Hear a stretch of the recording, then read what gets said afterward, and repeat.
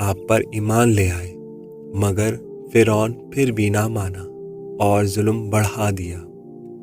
آخر کار اللہ تعالیٰ نے حضرت موسیٰ علیہ السلام کو حکم دیا کہ بنی اسرائیل کو لے کر مصر سے نکل جاؤ۔ رات کے وقت وہ سب لوگ خاموشی سے روانہ ہوئے۔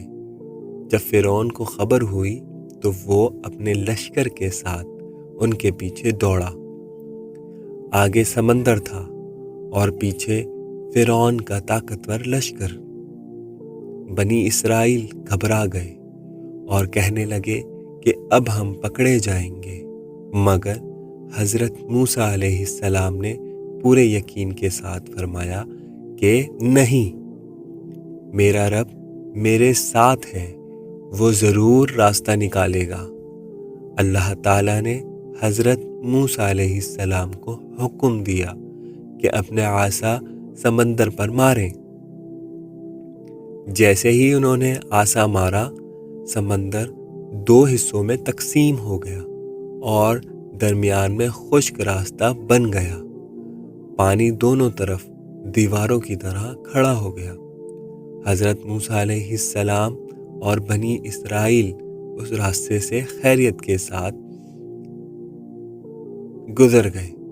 جب فرعون اور اس کا لشکر بھی اسی راستے میں داخل ہوا تو اللہ کے حکم سے سمندر دوبارہ مل گیا اور فرعون اپنے لشکر کے ساتھ ڈوب گیا۔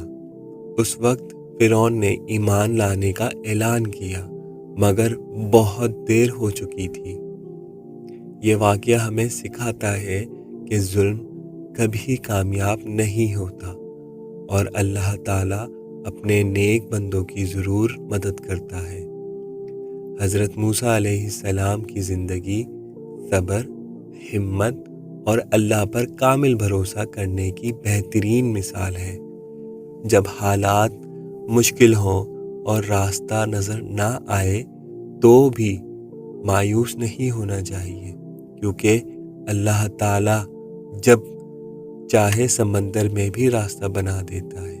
یہی سبق ہمیں اس عظیم واقعے سے ملتا ہے۔ اللہ تعالیٰ ہمیں بھی صبر کرنے کی توفیق عطا فرمائے۔